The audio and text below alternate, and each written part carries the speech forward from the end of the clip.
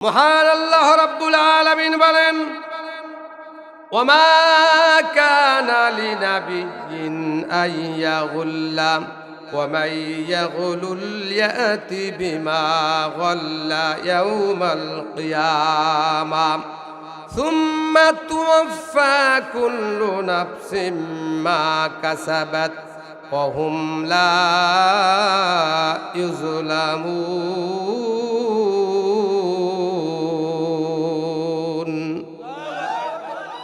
মহান আল্লাহ তাআলা বলেন, নবী অন্যায়ভাবে আপনি কোনো কিছু গোপন করবেন না। আল্লাহ নবীকে বলতেছেন, ওয়ামা কানা লিনাবিয়্যিন আইয়াগুল্লা, ও নবী অন্যায়ভাবে আপনি কোনো কিছু গোপন করবেন না।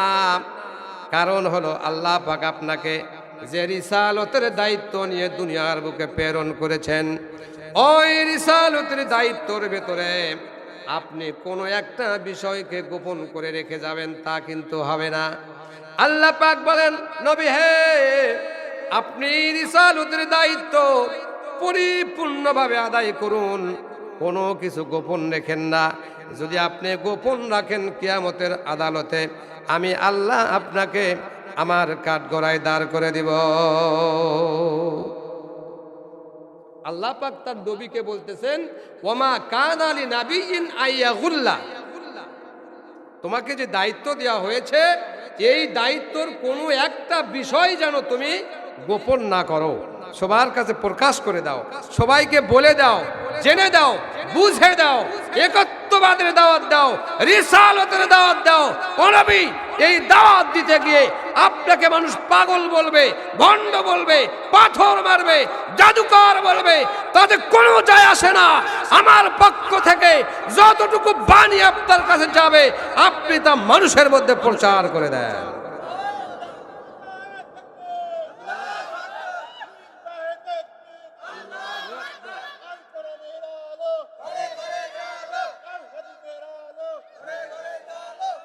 সম্মানিত ভাইয়ের আমার, নবীকে বললেন আল্লাহ, আমি যে তোমাকে দায়িত্ব দিয়েছি এই দায়িত্বর কোনো একটি বিষয় তুমি গোপন করতে পারবে না। নির্দেশ দিয়ে দিলেন স্বয়ং মহান আল্লাহ রাব্বুল আলামিন। এরপরে আল্লাহ পাক বলতেছেন, ওমাই ইয়াগুলুল ইয়াতি বিমা গাল্লা ইয়াউমাল কিয়ামাহ।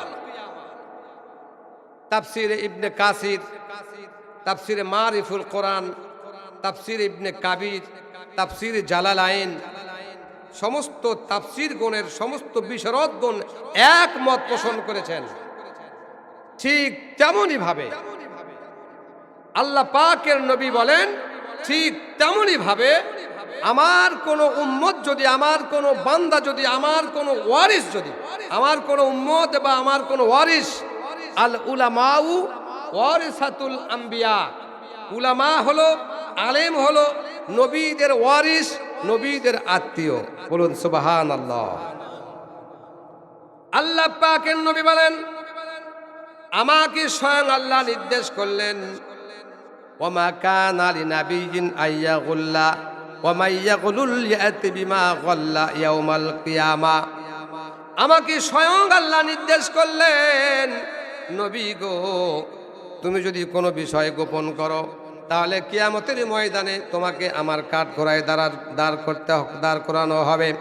ও নবী, আপনার উম্মতদেরকে জানায়া দিন, আমার ওয়ারিসের মধ্যে, মানে নবীর উম্মত যারা, নবীর ওয়ারিস যারা, ওলামা যারা, তারা কোরআনের কিছু কথা তোমাদের মধ্যে বলবে আর কিছু কথা গোপন করে রাখবে। এমন আলেম সমাজে আছে না নাই? এই যারা পিছনে আছেন একটু আওয়াজ দেন, আছে না নাই? নিজের পকেট তাজা করার জন্য বহু আলেম নিজের ফতুয়া নিজে চালায়া দেয়, আছে না নাই? হয়তো আমাদের এলাকার নাই, অন্য এলাকার কথা বলি। অনেক আলেম আছে নিজের পকেট যেন কেউ কেড়ে নিতে না পারে, নিজের কর্তৃত্বকে টিকে রাখার জন্য যত শক্তি প্রয়োগ করা লাগে, যত ভুল মাসালা দেওয়া লাগে দিয়ে নিজের পকেট তাজা রাখবে, এমন আলেম আমাদের সমাজে আছে, আছে না নাই? সম্মানিত ভাইয়ের আমার, আল্লাহ পাক এখানে বলেন, ওয়ামান ইয়াগুলুল ইয়াতি বিমা গাল্লা ইয়াউমাল কিয়ামাহ। আমার উম্মতের মধ্যে কোনো আলেম যদি কোনো ওয়ারিস যদি কোনো বিষয় গোপন করে, কোনো বিষয় যদি গোপন করে, এই বিষয় নিয়ে কাল কিয়ামতের ময়দানে মহা আদালতে আল্লাহ পাক বলেন যে বিষয়টাকে তুমি গোপন রাখলে, যে বিষয়টাকে তুমি ক্ষমতার বলে ধাপা ধাপা করে দিলে, কাল কিয়ামতের মহা আদালতে এই বিষয় নিয়ে, এই গোপন বিষয় নিয়ে আল্লাহর কাছে হাজির করে দিবেন। একটু আওয়াজ দিয়ে বলেন সুবহানাল্লাহ। আজকে যদি সমাজে গোপন থাকে, হাসরের মাঠে কিন্তু গোপন থাকবে। ওই দিক থেকে আওয়াজ আসে নাকি? কি সমস্যা? আজকে যে বিষয় আপনি গোপন করলেন, কিয়ামতের মহা আদালতে ওই গোপনকৃত বিষয় নিয়ে আল্লাহর আদালতে হাজির হতে হবে। আপনি যেটা গোপন করেছেন ওই গোপন বিষয় নিয়ে আল্লাহ পাক আপনাকে কিয়ামতের আদালতে হাজির করবেন। আল্লাহ পাক সূরা আল ইমরানের 161 নম্বর আয়াতের মধ্যে আল্লাহ বলতেছেন, আওয়াজ দিয়ে বলেন সুবহানাল্লাহ। এরপরে আমাদের প্রত্যেককেই আল্লাহর কাছে দণ্ডায়মান হতে হবে। এক এক করে আল্লাহ পাক আমাদের হাজির করবেন, আওয়াজ দিয়ে প্রশ্ন করে উত্তর নেবেন। তোমাকে যে কাজের জন্য পাঠানো হয়েছিল সেই কাজ তুমি কতটুকু করেছ? তুমি একজন বাড়ির কর্তা, বাড়ির মালিক, বাড়ির হাকিম, বাড়ির বিচারক, তুমি তোমার পরিবারের ওপর কেমন বিচার অর্পণ করেছ? তুমি তোমার পরিবারের ওপর কেমন হুকুম চালু করেছ? আর এই হুকুমটা তারা কেমন ভাবে পালন করেছে? এই বিষয়েও মহান আল্লাহ রাব্বুল আলামিন সেদিন জিজ্ঞাসা করবেন। বলুন সুবহানাল্লাহ। একটু মনোযোগ দিয়ে জিকির করেন লা ইলাহা, আওয়াজ দে লা ইলাহা,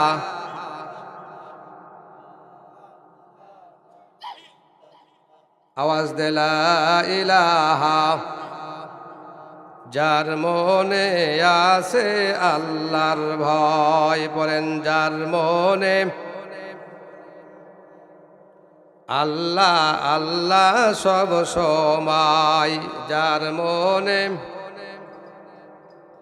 একটু ভলিউম দেন, আল্লাহ আল্লাহ সব সময়।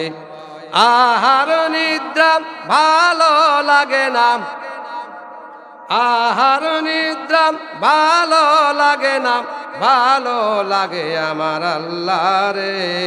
লা ইলাহা,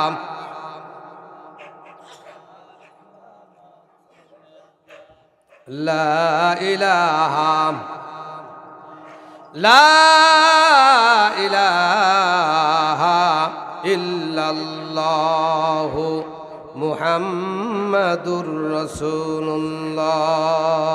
পড়েন সাল্লাল্লাহু আলাইহি ওয়াসাল্লাম। এই মাহফিলের ভলেন্টিয়াররা কোথায় গেছে? লাঠি লিয়ে কুত্তাকে একটু সাজা দিয়ে আসেন না। এই মাহফিলের ভলেন্টিয়াররা কোথায়? একটা লাঠি নিয়ে একটু ডিএজি সাহেবের শাস্তি করে আসেন। মনোযোগ দেন আমার দিকে। একটা লাঠি নিয়ে যাও তো একজন। মহান আল্লাহ তাআলা বলেন, তোমরা যে বিষয়টা গোপন করো ওই বিষয়টা মহান আল্লাহ তাআলা প্রকাশ করবেন কোন দিনে? বিচারের দিনে, কিয়ামতের ময়দানে। ওই দিনটাকে আল্লাহ পাক প্রকাশ করে দিবেন। বনি ইসরাইলের এক ব্যক্তি, মনোযোগ দেন, এই আমার দিকে মনোযোগ দেন। বনি ইসরাইলের এক ব্যক্তি গুনাহ করেছেন, খুন করেছেন, জেনা করেছেন, ব্যভিচার করেছে, সুদ খেয়েছে, ঘুষ দিয়েছে। আল্লাহর জমিনে যত রকমের পাপ আছে সকল পাপ সে ওই ব্যক্তিটা করলো। সকল পাপ করার পরে তার জীবন যখন শেষ পর্যায়ে আসলো, হায়াত যখন শেষের দিকে আসলো, এবার ওই বনি ইসরাইলের ওই ব্যক্তিটা তার সন্তানদেরকে ডেকে ডেকে বলল, ও সন্তানেরা শোনো, আমি যখন মারা যাব, আমার মৃত্যুর পরে, আমার ইন্তিকালের পরে তোমরা আমাকে কবরে না নিয়া শ্মশানে নিয়ে যে পুড়ে আমাকে ভস্ম করে দিবে। বলেন নাউজুবিল্লাহ। এই ঘটনা বনি ইসরাঈলদের মধ্যে আছে। এক ব্যক্তি তার জীবনটাকে গুনাহ করতে করতে বরবাদ করে দিল। বরবাদ করার পরে তার সন্তানকে ডেকে বলে, ও আমার সন্তানেরা, সংসার করেছি, চুরি করেছি, ডাকাতি করেছি, মানুষ হত্যা করেছি, লুটপাট করেছি, জেনা করেছি, ব্যভিচার করেছি, আল্লাহর জমিনে এমন কোনো গুনাহ নাই যে গুনাহটা আমার দ্বারা হয় নাই, সকল গুনাহ আমি করেছি। আমি যখন মারা যাব, আমাকে কবর না দিয়া আমার সমস্ত দেহটা আগুন দিয়ে তোমরা পুড়ে ফেলে, আগুনে পুড়ে ফেলে আমার দেহর যে ছাই হবে, এই ছাইটা কিছু অংশ সাগরে ফেলে দিবে, আর কিছু অংশ পাহাড়ের ওপর গিয়ে বাতাসে উড়ে দিবে, আর কিছু অংশ কুকুরকে খাবারের সঙ্গে মিশায়া খাওয়ায়া দিবে। বলেন নাউজুবিল্লাহ। কি করেছে? পাপ করেছে। কি করেছে? পাপ করেছে। সে মনে মনে ভাবছে, যত রকমের পাপ আমি করেছি, আল্লাহর জাহান্নাম ছাড়া আমার কোনো গতি নাই। তবে আমি ইচ্ছা করছি, যদি আমাকে পুড়ে ভস্ম করে আমার দেহের ছাইগুলি সাগরে, পাহাড়ে, কুকুর শিয়ালে খেয়ে ফেলে দিলে হয়তো আল্লাহ আর আমাকে ধরতে পারবে না। আওয়াজ দিয়ে বলেন নাউজুবিল্লাহ। এমন লোক আছে না? খাই দাই ফুর্তি করো, আগামীকাল বাঁচবে নাকি বলতে পারো, যা ইচ্ছা তাই করো, আছে না নাই?